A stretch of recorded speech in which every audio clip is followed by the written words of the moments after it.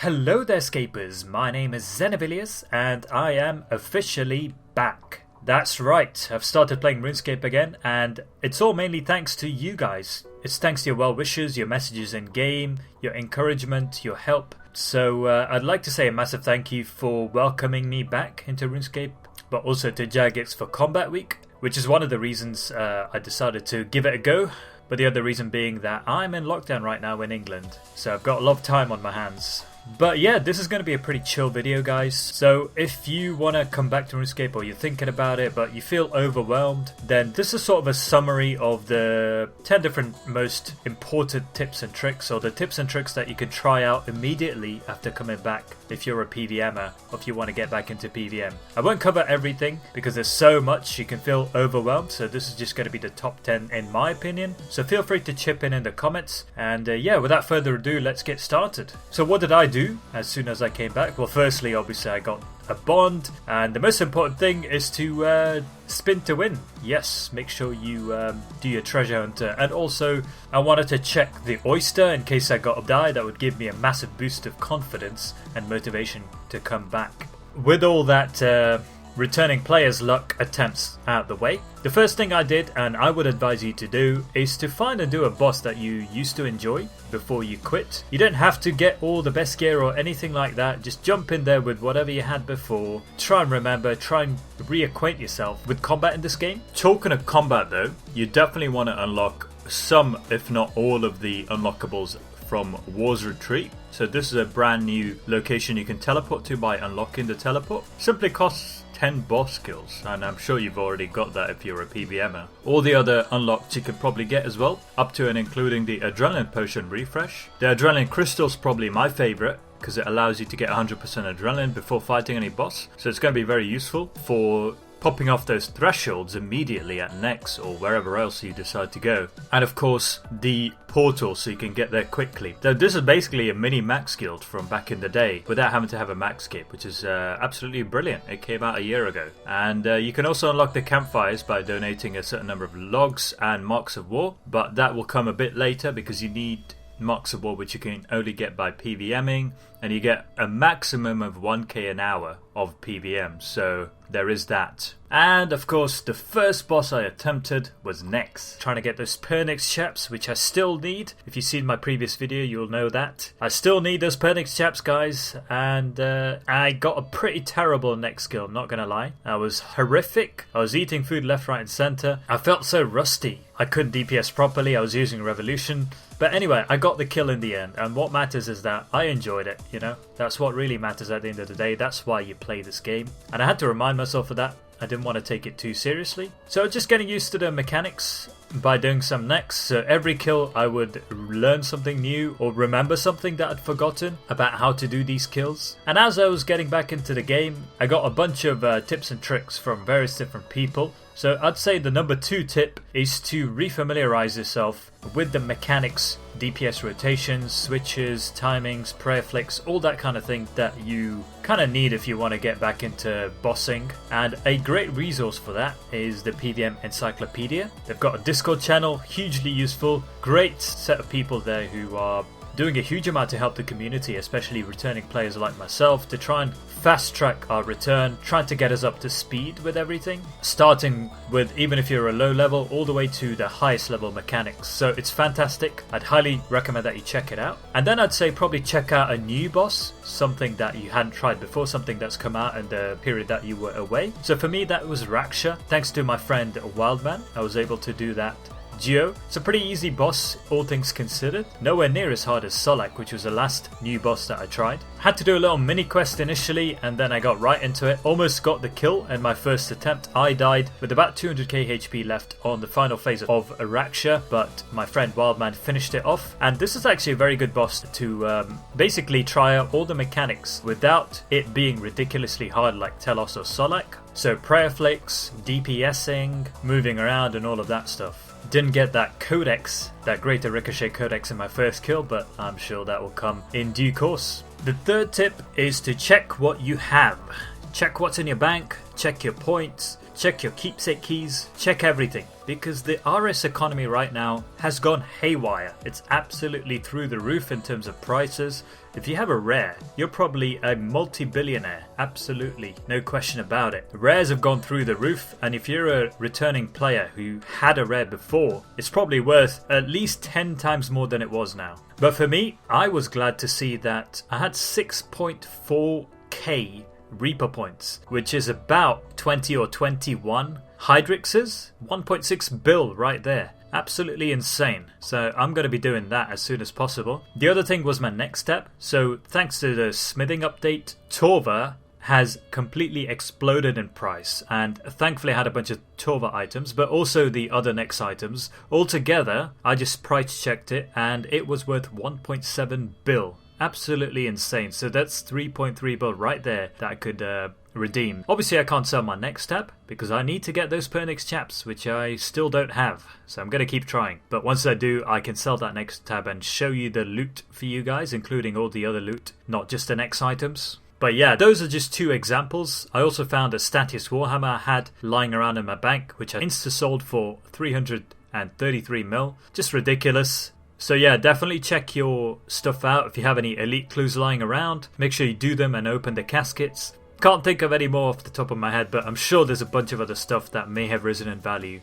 Next is the Essence of Finality amulet, which came out in August last year, so one of the more recent updates. It's the most powerful amulet in the game, and it's very expensive, as you might expect, but the good thing is that if you had an Amulet of Souls and a Reaper necklace previously, you don't need to worry about the cost as much because you only need to pay for the alchemical Hydrix, and even that you can make on your own, which is exactly what I did. So I had an Amulet of Souls and a Reaper necklace. I could buy an incomplete Hydrix from Death. All I needed to do was upgrade it into an alchemical Hydrix using 50 fortunate components and a bunch of other less valuable components. So I just did some easy clues, bought some off my friend, bought some off the GE, and got to 50 fortunate components. You do need a level 117 invention though to make it, and also unlock it using the blueprint at the discovery bench. And then all you need to do is combine the 3 different components and you've got yourself an Essence of Finality amulet. The reason this is so good is that it combines the effects of the 2 previous amulets, which many people may already have had if they had done PvM back in say 2016, 17, 18 like I did. But it also allows you to store the special effect of a weapon by permanently sacrificing that weapon and being able to use that special attack an unlimited number of times without any penalty in terms of charges used, which is fantastic. So you get the benefit of whatever weapon you're using, but also the special effect of the weapon that you sacrificed. I put a dark bow in there because I'm not ready yet to put a really high value weapon in there, but because it's only a dark bow, it's only about 400k or 300k, and I can always replace it with something better when I want to. I know a lot of people who've put a Seren Godbow in there. It's unfathomable for me that you would sacrifice it, but I guess I felt the same way about disassembling my Noxus items for biting back in the day. So, you know, it's probably a mindset thing more than anything. Next up is Invention. And that word fills a lot of people with dread. It definitely filled me with dread, because getting the best perks back in the day was painstaking to say the least. But now it is super easy. There's a way of doing Invention called Ancient Invention, and thankfully you don't actually need any archaeology level to actually do it. All you got to do is get this blueprint called the Ancient Gizmo Blueprint from the GE, which is pretty cheap, or get it donated by a friend, which is what Wildman did, so big shout out to him again. It requires 85 invention, which you can boost from level 68 using an extreme invention potion, and Ancient Invention perks are nowhere near as painstaking as previously. The best perks in the game are much easier to get in terms of the number of tries and the chance of getting it right per gizmo, but you do want to get a bunch of these archaeology components, either by doing archaeology, which I couldn't be bothered to do, or by just buying them off the GE like I have done. You're going to need a lot if you want to get the best perks, but I just got a few just to get started. And then you're going to want to discover it using the discovery bench, and then you can finally begin. So you want to get Ancient Weapon Gizmo Shells, So they're different from the previous just normal weapon gizmo shells, and also the ancient armor gizmo shells. You want to make quite a few of these. And what I decided to do, just to keep it straightforward and quick, is to get the best perks I could without splurging huge amounts of time and money. Now again, PvM Encyclopedia do a great job of this, so you can check their Discord out or the RuneScape wiki for optimal PvM perks, which is a fantastic resource if you want quick and easy information on how to do this. So all I wanted to do was to focus on range, because right now it's the best and most versatile, widely used, most powerful combat style in the game. It was also my favorite style anyway, so I just wanted to go with that. Just wanted to perk up my Pernix and my Ascensions, which hopefully I'll upgrade in the near future to Elite Serenic and some tier 92s, but for now I was going to use these. So the first perk I wanted to try was for my weapon, for my offhand, which is Aftershock 4 Equilibrium 2. The chance of it is about 30% at 120 Invention with extreme Invention potions. I only had one shot at this because I had a bunch of Ilijankan components left over, so I thought why not, just give it a go. If I get it, it's a 1 in 3 chance. Could get lucky, if not, oh well, I'll try later. And I didn't get it, that's fine. So for now, I just decided to go with the cheaper and quicker, slightly lower level perks. So 8 Time Worn components for Equilibrium 4 and 9 historic components for Precise 6. I got a Genocidal there just as a little bonus, so that was my weapon sorted already, very quick. Getting my armor gizmo sorted wouldn't be as easy because I wanted to get the best perks possible. So I was in for a little bit of pain, but it was pain that I was willing to take. I wanted the Relentless 5 Crackling 4 perk for my top, and the chance of that is about 5% with maximum invention and the potion. I got pretty unlucky with this one. It took me more like double the amount it should have done. It cost me a lot of money as well, but in the end I did get it, so that was fine. Now if I really wanted to break the bank, I could have gone for Biting 4 Mobile, which only had about a third chance of getting it, and it would have cost me a lot of money in Noxus components, but I had 8 Noxus components left over, either from my previous disassembly or from the scavenging perk which I used before I quit. So I just wanted to be guaranteed to get Biting 4, which I was, by using just 6 of the 8 Noxus components, and I was quite happy with that. And moving on to the bottom, again I wanted to get the best perks possible. Devoted 4 Impatient 4. I was quite lucky with this one, 10% chance, but I got it in much fewer tries than the 11 it should have taken me on average. But Invigorating 4 Mobile was a bit annoying, because I had to buy and disassemble the culinary components from the chest below the Lumbridge Castle. There's about a quarter chance of getting this, but it took me far longer than it should have done. But I did get it eventually, so pretty happy with it. Those were all my perks done. I would recommend that you don't go for the best perks if you want to get it done as quickly and efficiently as possible. But having said that, it's nowhere near as cumbersome as it was before Ancient Invention. So it might be worth just putting in that extra effort to get these perks, especially if you only care about one combat style. So you only want to do this once for now, like me, then definitely go for the best perks possible. And to be honest, it only cost me about 120 mil. I say only, but I kind of expected it to be a lot more, because as you'll see, gear in the game is way more than that. If you want to perk out all the different gear you have immediately, then yeah, maybe the lower level perks might be more suitable for you. Okay, next we have the really expensive stuff, starting with tier 99 prayers. Now, AOD came out 4 years ago now, so you may or may not already have it, but these prayers are really important because they are one of the easiest ways to boost your DPS. So you want to get it for the style that you're mainly going to be using. For me that was range, but I already had it. I made a video on why tier 99 prayers are more important to get because they're a bigger DPS increase than tier 92 weapons. That may or may not still hold true because of the advent of weapons like the Seren Godbow with its spec and the Eldritch crossbow with its spec. We definitely want to get the prayer, although the codex is close to 800 mil as we speak. But in terms of weapon upgrades, the weapons are in a league of their own, to be honest. A lot of them are between 1 bill and max cash, easily. The Eldritch crossbow, on the other hand, is way over max cash. It's just ridiculous how expensive they are. But if you can afford them, definitely get them. The Eldritch crossbow is the best weapon for ranged, so definitely get that. If you can afford the Seren Godbow, definitely get that as well. If you can afford both, put the Seren Godbow in your Essence of Finality, because why not? Why the hell not? There's so much in terms of upgrades. So again, please check out the PvM Encyclopedia Discord. It gives you the best upgrades in order based on which style you use, what bosses you do. There are so many new weapons in the game, I can't even keep track. So for example, the Inquisitor staff is now the best staff in the game, and my poor old staff of Slisker has taken a massive hit in its value. It's halved in value since I first got it, which is a massive shame. But hey, that's how things go sometimes. As for the upgrades I made, I still haven't been able to afford the weapons. I've already got the prayers. I'm pretty happy with my ascensions at the moment with the ruby bachronal bolts, which if you haven't got, you definitely need to get, as well as one of the other sets, probably dragonstone or diamond. I haven't even talked about armor yet, so if you're meleeing you can get the new masterwork armor. If you're maging or ranging, you can upgrade to tier 92. For range, that's Elite Serenic. I haven't even got tier 90 yet. I think I'm pretty happy with Pernix at the moment. I'll probably upgrade that last. I want to upgrade my weapons first because they're going to boost my damage the most. And I'm probably going to save up for either Eldritch or Seren.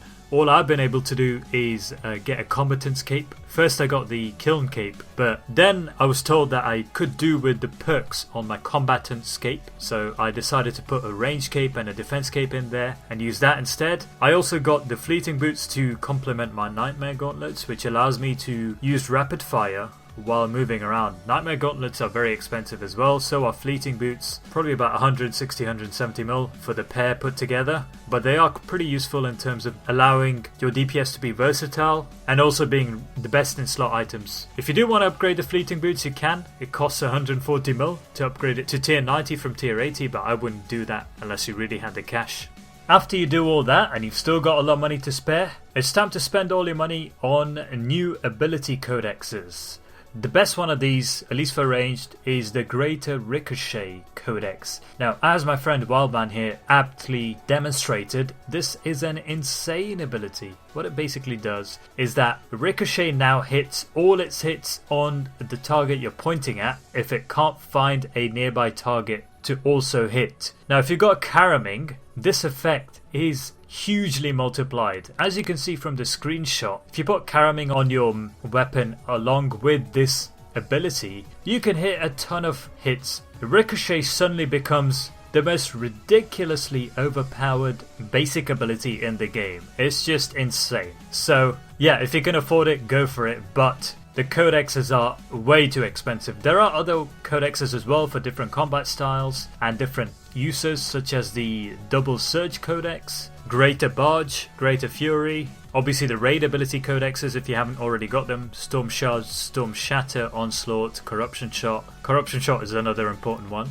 if you haven't already got it. Now that's another whole new world I haven't touched as well. But my current plan is to duo Raksha, and if either me or my duo partner gets the Greater Ricochet Codex, I'll basically pay them half the value and unlock the codex for myself. That's the plan anyway. Let's see how that works out. Okay, coming up to the end now. The penultimate tip that I have for you guys is to do Herb Lore. So if you had Supreme Overloads before, you need to upgrade them to Elder Overloads, which is a step up. You can get the recipe from the same woman, same elf in the Melee district in Prifddinas as you did before for the Supreme Overload. I bought a bunch of other upgrades as well. And then you simply need to add a Primal Extract and a clean Fellstalk. So not too expensive at all, and that will upgrade your Supreme Overload 6 to an Elder Overload 6. Obviously I hadn't done that until now basically, just because this entire week you could get a free 1 hour boost from the Golem, but that's going to run out from Monday onwards when combat week ends. The other thing you want to do is upgrade your replenishment potion to enhanced replenishment potions. Again, the recipe's from the same person, and all this requires is for you to add an adrenaline crystal, which you can buy from the GE, to your existing replenishment potions, and this will boost your adrenaline by 30% rather than 25%, so a bit of an improvement. It does cost a lot more because the adrenaline crystal is about 60k, but I do think it's worth it. It's basically an upgrade in the same fashion as the Overload upgrade. There are more upgrades if you want to go for them, like the Extreme Prayers or the Extreme Adrenaline. but I don't think those are worth it as much as this is.